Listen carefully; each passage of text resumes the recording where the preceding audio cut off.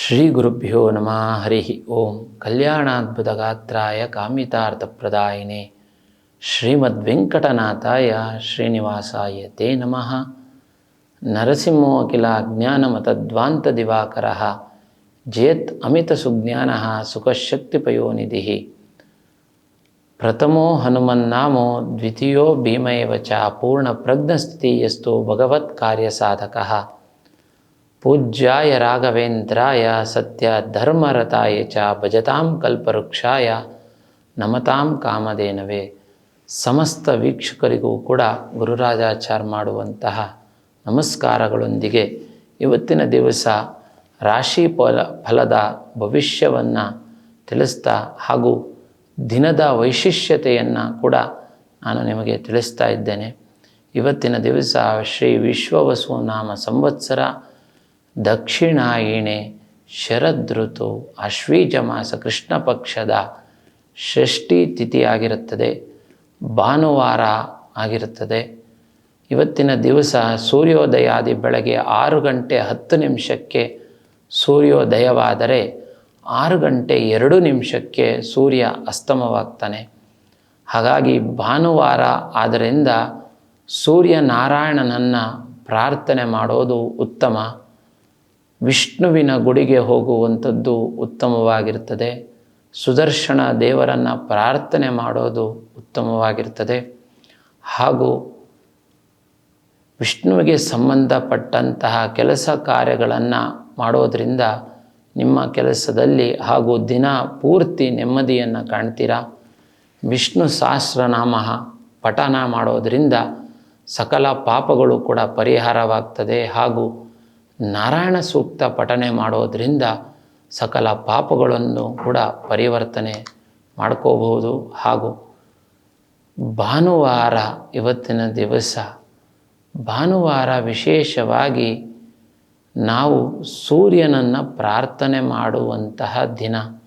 ಇದಕ್ಕಾಗಿ ನಾವು ವಿಶೇಷವಾಗಿ ಇವತ್ತಿನ ದಿವಸ ವಿಷ್ಣುಗೆ ಸಂಬಂಧಪಟ್ಟಂತಹ ಶ್ಲೋಕ, ವಿಷ್ಣುಗೆ ಸಂಬಂಧಪಟ್ಟಂತಹ ಗುಡಿಗಳು, ವಿಷ್ಣುಗೆ ಸಂಬಂಧಪಟ್ಟಂತಹ ಕೆಲಸ ಕಾರ್ಯಗಳನ್ನು ಮಾಡಿದಾಗ ದಿನಪೂರ್ತಿ ಭಗವಂತ ನಮಗೆ ಅನುಗ್ರಹ ಆಗಲಿ ಅಂತ ಹೇಳ್ತಾ ನಮ್ಮನ್ನು ರಕ್ಷಣೆ ಮಾಡಿ ಸದಾ ಕಾಪಾಡ್ತಾನೆ ಅಂತ ನಾನು ನಿಮಗೆ ಈ ಮೂಲಕ ತಿಳಿಸ್ತಾ ಇದ್ದೇನೆ. ಹಾಗಾಗಿ ಇವತ್ತಿನ ದಿವಸ ರಾಹುಕಾಲ ಸಂಜೆ 4:15 6 ಗಂಟೆಯವರೆಗೂ ರಾಹುಕಾಲವಿರ್ತದೆ. ಅಂತಹ ಸಮಯದಲ್ಲಿ ಯಾವುದೇ ವಾಹನ ಖರೀದಿ ಆಗಿರಬಹುದು ಅಥವಾ ಯಾವುದೇ ಶುಭ ಕಾರ್ಯಕ್ರಮವೂ ಕೂಡ ಅದು ನಿಷಿದ್ಧವಾದಂತಹ ಸಮಯ ಅಂತ ನಾನು ನಿಮಗೆ ತಿಳಿಸ್ತಾ ಇದ್ದೇನೆ. ಇನ್ನು ಇವತ್ತಿನ ದಿವಸ ಷಷ್ಠಿ ತಿಥಿ ಆಗಿರೋದ್ರಿಂದ ಸುಬ್ರಹ್ಮಣ್ಯನನ್ನು ಪ್ರಾರ್ಥನೆ ಮಾಡೋದು ಕೂಡ ನಿಮಗೆ ಒಳಿತಾಗುವಂಥದ್ದು.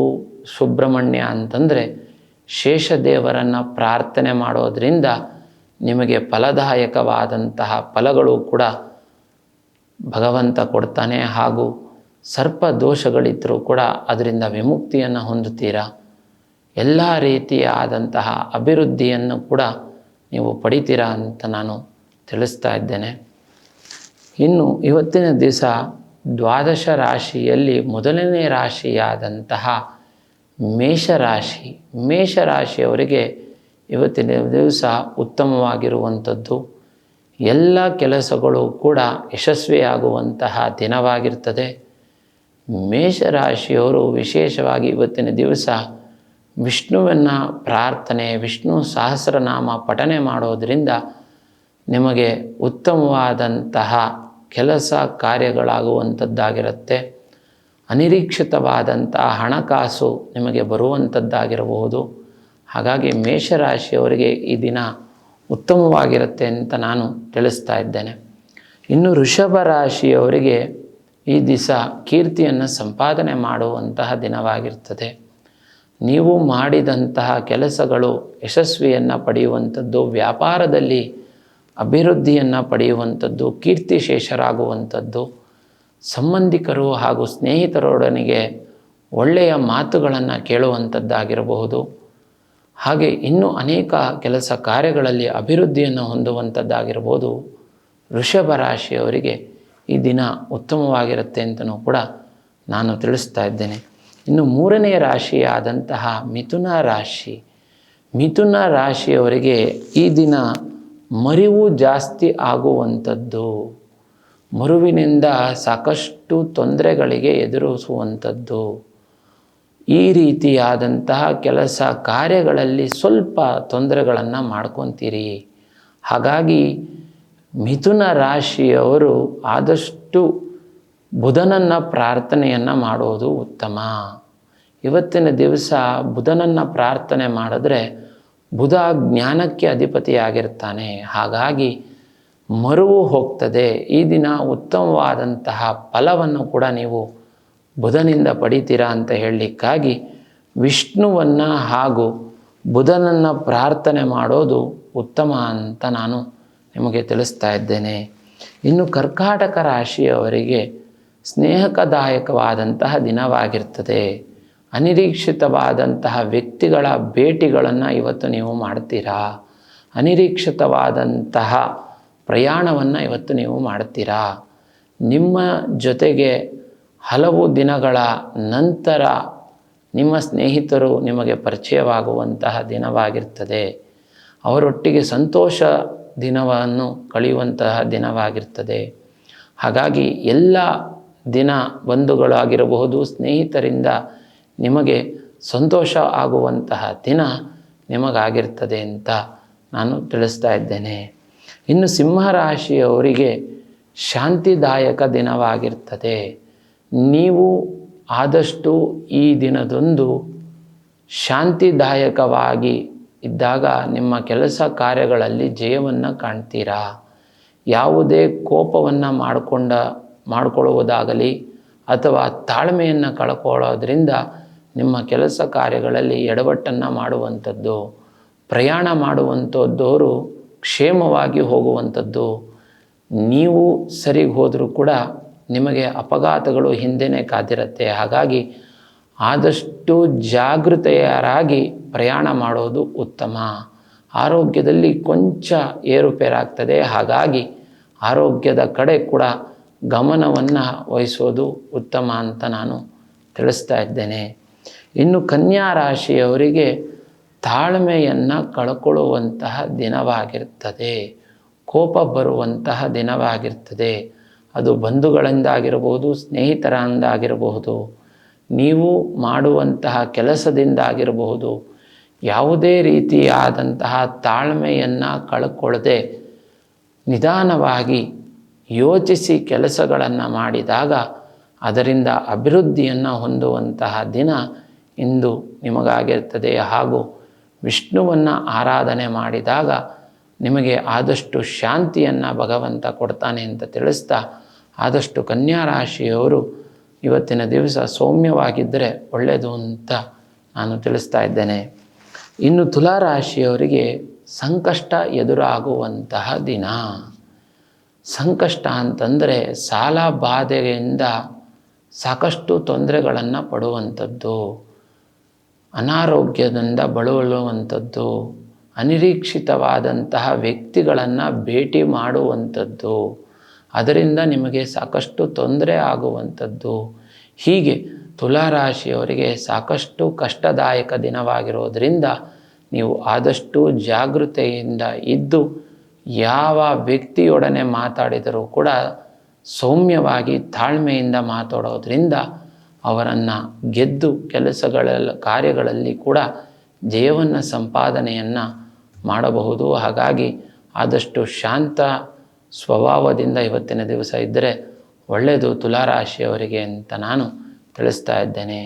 ಇನ್ನು ವೃಶ್ಚಿಕ ರಾಶಿಯವರಿಗೆ ಈ ದಿನ ಅನಾನುಕೂಲ ಆಗುವಂಥದ್ದು, ಹಣಕಾಸು ಖರ್ಚಾಗುವಂಥದ್ದು, ಅನಿರೀಕ್ಷಿತವಾದಂತಹ ಪ್ರಯಾಣವನ್ನು ಮಾಡುವಂಥದ್ದು,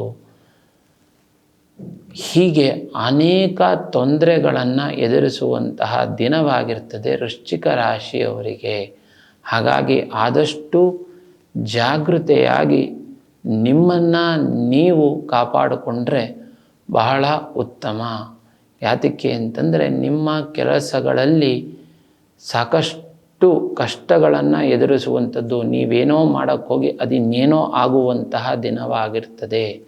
ಹಾಗಾಗಿ ಇವತ್ತಿನ ದಿವಸ ಆದಷ್ಟು ಜಾಗೃತರಾಗಿ ಸೌಮ್ಯವಾಗಿದ್ದರೆ ಕೆಲಸ ಕಾರ್ಯಗಳಲ್ಲೂ ಕೂಡ ತಾಳ್ಮೆಯುಕ್ತವಾದಂತಹ ಫಲವನ್ನು ನೀವು ಪಡಿತೀರಾ ಅಂತ ವೃಶ್ಚಿಕ ರಾಶಿಯವರಿಗೆ ಈ ದಿನ ತಿಳಿಸಲಾಗ್ತದೆ.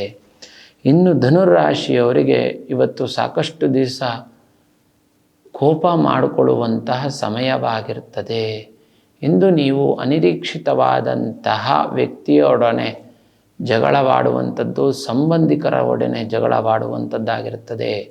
ಹಾಗೂ ನಿಮ್ಮ ಕೆಲಸ ವ್ಯವಹಾರದಲ್ಲಿ ಕೊಂಚ ನಷ್ಟವನ್ನು ಅನುಭವಿಸುವಂಥದ್ದಾಗಿರುತ್ತೆ.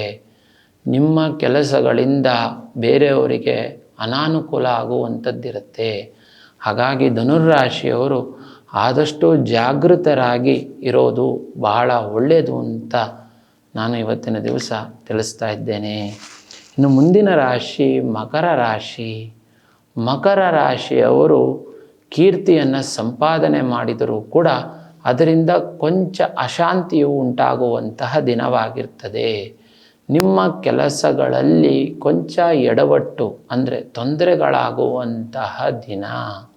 ಹಾಗಾಗಿ ಮಕರ ರಾಶಿಯವರಿಗೆ ಯಾವುದೇ ಲಾಭದಾಯಕ ದಿನವಾಗೋದಿಲ್ಲ ಇವತ್ತು. ಮಕರ ರಾಶಿಯವರು ಆದಷ್ಟು ದೇವರನ್ನು ಪ್ರಾರ್ಥನೆ ಮಾಡೋದು ಒಳ್ಳೆಯದು.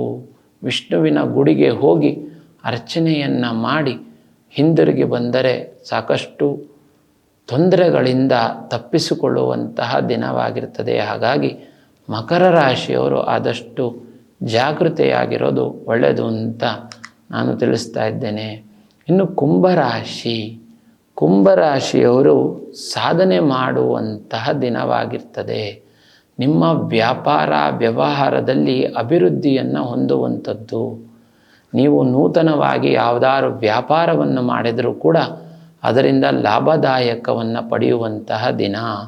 ಹಾಗೂ ಯಾವುದಾದ್ರೂ ಕೆಲಸಗಳನ್ನು ಮಾಡಿದರೂ ಕೂಡ ಅದರಲ್ಲಿ ಜಯಶಾಲಿ ಆಗುವಂತಹ ದಿನವಾಗಿರ್ತದೆ. ಕುಂಭರಾಶಿಯವರಿಗೆ ಎಲ್ಲ ರೀತಿಯಾದಂತಹ ಉತ್ತಮವಾದಂತಹ ಫಲಗಳನ್ನು ಭಗವಂತ ಕೊಡುವಂಥದ್ದು. ಹಾಗಾಗಿ ಇವತ್ತಿನ ದಿವಸ ನೀವು ವಿಷ್ಣುವಿನನ್ನು ಪಠನೆಯನ್ನು ಮಾಡೋದರಲ್ಲಿ ಉತ್ತಮವಾದಂತಹ ಫಲವನ್ನು ಕೂಡ ನೀವು ಪಡಿತೀರಾ ಅಂತ ತಿಳಿಸ್ತಾ ಇದ್ದೇನೆ. ಇನ್ನು ಕೊನೆಯ ರಾಶಿಯಾದಂತಹ ಮೀನರಾಶಿಯವರಿಗೆ ಇವತ್ತು ಸಂತೋಷವಾಗುವಂತಹ ದಿನ, ಆನಂದ ಪಡುವಂತಹ ದಿನ, ಅನಿರೀಕ್ಷಿತವಾದಂತಹ ಬಂಧುಗಳು ಬರುವಂತಹ ದಿನ, ಅನಿರೀಕ್ಷಿತವಾದಂತಹ ಸ್ನೇಹಿತರೊಡನೆ ಆನಂದದಿಂದ ಇರುವಂತಹ ದಿನ, ಹೊರಗಡೆ ಹೋಗುವಂತಹ ಅಂದರೆ ಪ್ರಯಾಣವಾಗಿರ್ಬೋದು ಅಥವಾ ಸಂಬಂಧಿಕರೊಟ್ಟಿಗೆ ಹೊರಗಡೆ ಹೋಗುವಂತಹ ದಿನವಾಗಿರ್ತದೆ. ಹಾಗೂ ಇವತ್ತಿನ ದಿವಸ ಎಲ್ಲ ರೀತಿಯಾದಂತಹ ಶುಭದಾಯಕ ದಿನವಾಗಿದ್ದು ಈ ದಿನ ನೀವು ಉತ್ತಮವಾದಂತಹ ಫಲವನ್ನು ಕೂಡ ಪಡಿತೀರಾ ಅಂತ ಹೇಳಿ ನಾನು ತಿಳಿಸ್ತಾ ಇದ್ದೇನೆ. 12 ರಾಶಿಯವರಿಗೂ ಕೂಡ ದೇವರು ಉತ್ತಮವಾದಂತಹ ಫಲಗಳನ್ನು ಕೊಟ್ಟು ಎಲ್ಲರಿಗೂ ಕೂಡ ಒಳಿತು ಮಾಡಲಿ ಅಂತ ಹೇಳ್ತಾ, ಎಲ್ಲರಿಗೂ ಶುಭವಾಗಲಿ ಅಂತ ಹೇಳ್ತಾ ಈ 12 ರಾಶಿಯ ಭವಿಷ್ಯವನ್ನು ನಾನು ಇಲ್ಲಿಗೆ ಮುಗಿಸ್ತಾ ಇದ್ದೇನೆ. ಕೃಷ್ಣಾರ್ಪಣ.